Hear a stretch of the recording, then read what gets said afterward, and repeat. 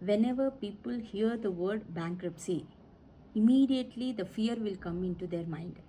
అరే నా జీవితం అయిపోయిందా, నన్ను జైలుకి తీసుకెళ్తారా, లేకపోతే నా ఆస్తులన్నీ బ్యాంక్ తీసుకెళ్ళిపోతుందా. But IBC is not punishment law. I will tell you IBC in simple terms, simple language. I am Kalpana, Chartered Accountant, having 20 years of post-qualification experience, and an insolvency professional, having 8 years of practicing insolvency professional experience. In today's video, I'll explain you IBC in simple terms. What is IBC? Insolvency and Bankruptcy Code. Before understanding how IBC works, we need to understand why IBC was introduced.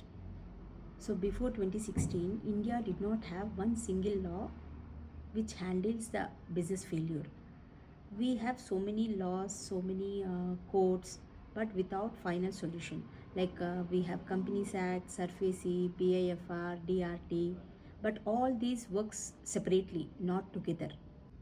What was the result? Endless cases, years of litigation, banks stuck with bad loans, companies stuck without closure. So because of all these, banks suffered massively.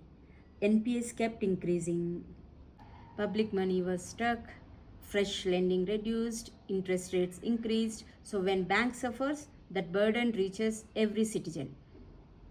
Slowly, the government and the regulators were decided we cannot fix this financial failure with the scattered laws.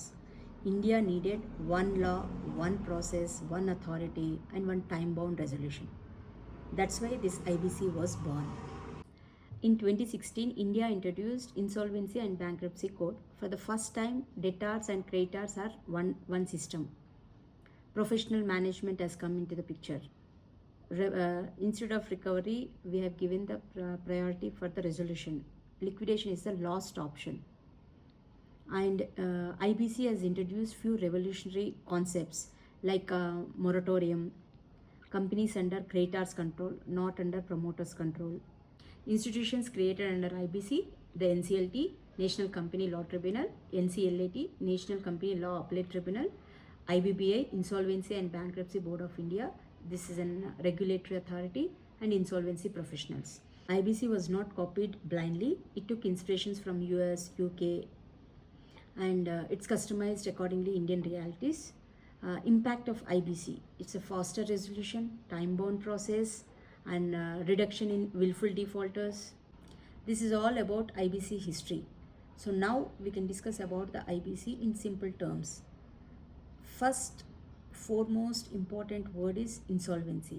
Insolvency means a situation where an entity or the person is unable to pay their debts on time. There, that triggers the insolvency. So IBC doesn't define insolvency in an isolation. So there is an occurrence of default. Default is also important. Even if there is a default, even single default subject to the threshold, there is a insolvency triggers. For example, I'll tell you, company earns 1 crore per month, but its expenses like monthly EMIs, salaries to the employees, vendor payments, all put together 1.4 crores. So 1 crore versus 1.4 crores. So the expenses are more than the income. So it triggers the insolvency framework on the occurrence of default. Now we will understand the terminologies of the IBC, like debt, default, corporate debtor, operational creditor, or the financial creditor. Like a few definitions we'll understand. So now first of all, debt, what it means. There is an obligation or the liability to pay in respect of the claim, which is due and payable and legally enforceable. So types of debts: operational debt, either financial debt.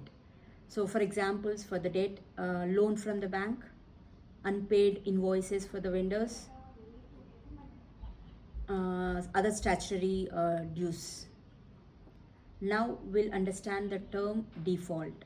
So default is a term where we need to pay the amount either full or the installment of the partial installment of the amount which is payable but not paid. So that then default occurs. For example, for the examples for the records of the default, information utility record, loan statements, or the bank statements. IBC is triggered by default, not by inability to pay. So for more clarity on IBC, please subscribe to our channel Meeku Telusa. Thank you.